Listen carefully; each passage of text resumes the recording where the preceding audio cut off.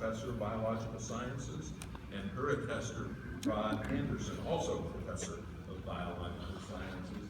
Please come forward.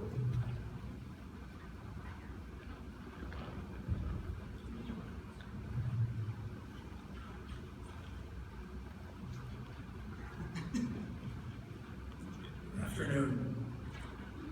I've had the privilege and joy of working with Dr. Althaus at ONU for 20 years now. She has brought life, laughter, and lots of energy, which we are sure she gets from her coffee.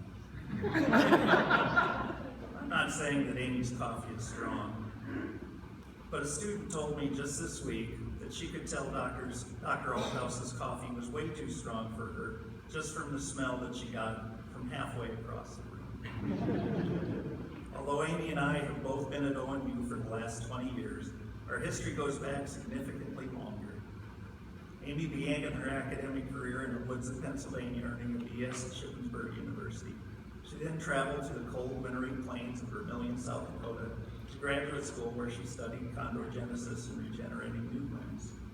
There she became friends with a young medical student in an anatomy class, who just happened to be my identical twin brother, Ron Anderson.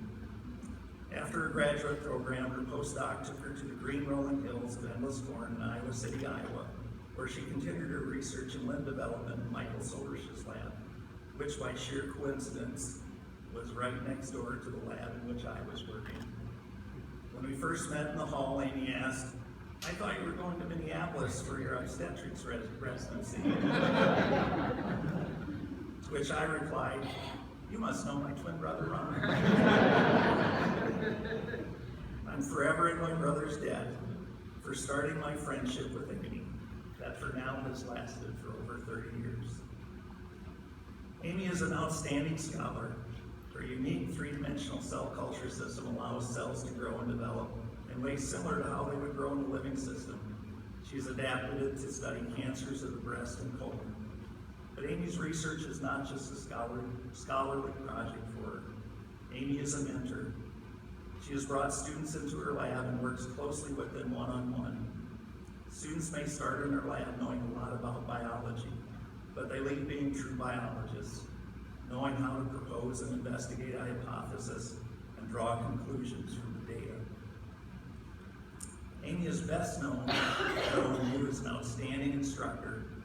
Her energetic presentations in class excite students about histology, anatomy, and microtechniques. But she doesn't just put time and energy into the classroom. She puts it into students. Before class, after class, in the evening, in small groups and individually. Some comments from students taking her intro course. Dr. Althaus is a great teacher. She loves the material and is always looking for ways to help her students. From another student, this class was really hard, but Dr. Althaus was great. And I love Dr. Althaus. She genuinely cares about the people in the class. She's made me want to take more biology classes, even though it wasn't my major. Dr. Althaus is what a model ONU professor should be, a professor that cares about the learning of all their students and who goes the extra mile to help motivate them and help them achieve their dreams. Amy is also a faithful friend. She's kind, trustworthy, forgiving, and lots of fun. She loves her friends with an open heart, and we have been blessed to have her spend the last 20 years sharing part of her life while working here at ONU. Here's honoring 20 years of service by Dr. Amy Althaus, a mentor, a faithful friend, and instructor extraordinaire. Thanks, Amy, for your 20 years of serving ONU and for being a good friend.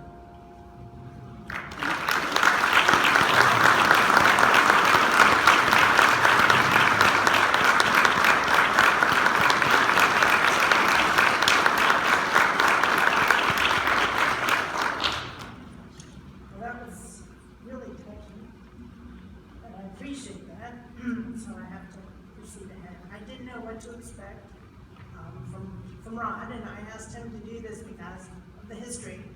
And I thought that could be good or that could be bad, because we have a lot of things that we shared in the past.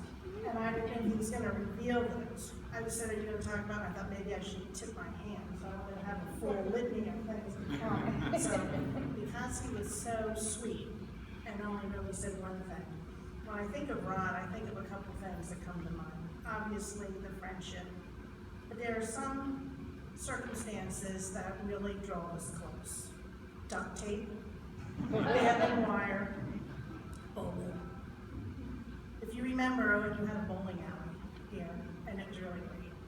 So we used to go bowling at the end of the term, and we would bowl, biologists would bowl, and Rod soon became known as the stealth bowler.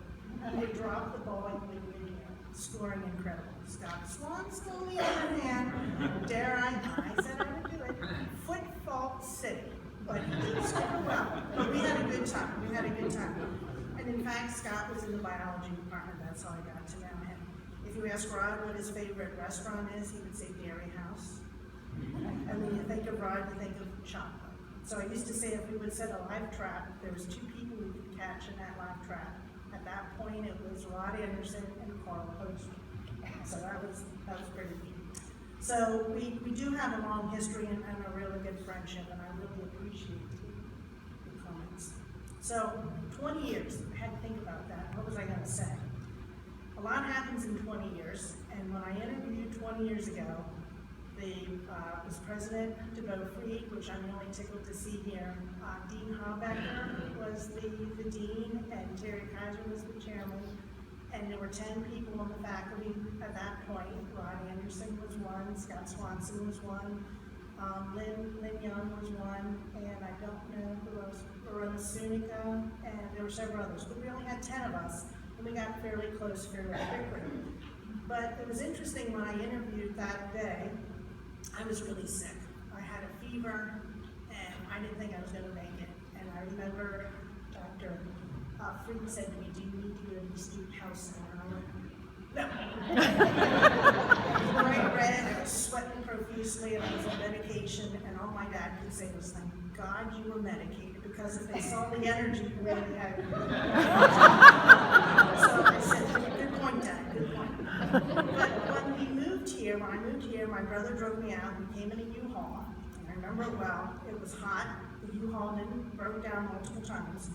We got into Ada, and Lynn Young was there with the casserole, of course, and Rod Anderson and his family helped move. That was really sweet. And then we had some other people, and these people were coming in and they were carrying stuff in the house and going on around. My brother said, do you know these people? And I said, no, we're either being robbed or we're being helped. And it turns out it was Bruce Chesser's family, so that was really sweet. That was really nice. It just goes to the people that are here at Ada, and I really do appreciate that. So there's 2 aspects that I just want to briefly touch on, and that is the people and technology. If you know me, I am technologically challenged, okay? Back when I came, the technology in the classroom was the overhead projector and the 2x2 slide Kodachrome projector. Boy, I love those. The only thing that could go wrong with those was the light bulb would burn out. It was a good thing. At home, no cable, no cell phone, basic stuff. But in 20 years, things have changed. We've had several presidents, we've had several deans, and I went through and tried to recall all the faculty members, and I wrote them down, and I checked it twice. And there were over 50 faculty members in 20 years that have come through, not including adjuncts, phenomenal number. But those people have really made an impression on me. The diversity that I got exposed to. Who knew I would learn about bats and snails and insects and birds, pocket gophers, weasels, and all the like. And that was all teaching biology 121 back when we were on semesters. I'm an anatomist by training, so I don't know anything about insects. So that was tricky. I had a lot of help with that. So now here we are. We're in semesters. We have 5 majors. Back then we had terms, and I never could understand why we had 4 quarters but only had 3, and I didn't know where that 4th quarter ever went. In the classroom, the technology has changed. I took a course with Art Alsatz, and I thought I was going to get smart. It was Excel. He said, click on a cell, panic ensued. I looked around, I didn't see a cell. There was nothing with a nucleus, I didn't know what to do. Seriously, I was traumatized, and he goes, "What are you doing?" And I said, "I don't know what a cell is." He goes, "It's a box." And I went, and from that point on, we had a history. So I finally learned what a cell was, and then he dealt with PowerPoint and my expertise in PowerPoint, so now I can use PowerPoint and Moodle. I have a smartphone, no social media, though I have to draw the line. I'd like to say thank you to IT, and I do remember Bob Muir, when I first came, I had to go to him and sign off to get my password and all that kind of thing, and I was a little scared. And I met, of course, Jeff and Rory and Josh, and they always came to the rescue. Whenever I tried to do something, it would say, "Are you sure you want to delete that program?" And I'd go, "I'm not sure." So I'd call up and he'd go, "Don't do anything, we'll be right over." So, yeah, that was good. So those were the good old days, back when life was simple, light bulbs, that kind of good stuff. But I'm here because of the students. I'm here because of the teaching. I like the fact that you can mentor a student to make an impression on the student. If you can guide them in a career choice, to me, that's what it's really all about. And I had some significant mentors in my life, and I really would like to return that. So a friendship brought me here. Rod Anderson, he toured me around Ada, which I thought was an incredible metropolis, until I realized he kept going around the block. I used to talk and remember I was sick, and I thought, "Man, this is a huge campus, and the town is really big." And then I realized we saw the same gas station 3 times. So the people that I've met, the friends that I've made, the lives that I hope I've impacted, I feel are important. None of my family could be here, they're all in Eastern Pennsylvania, but I am pleased to see my friends, my colleagues, and my Seroptimus sisters I'd like to give a shout out to. And thank you for the kind words.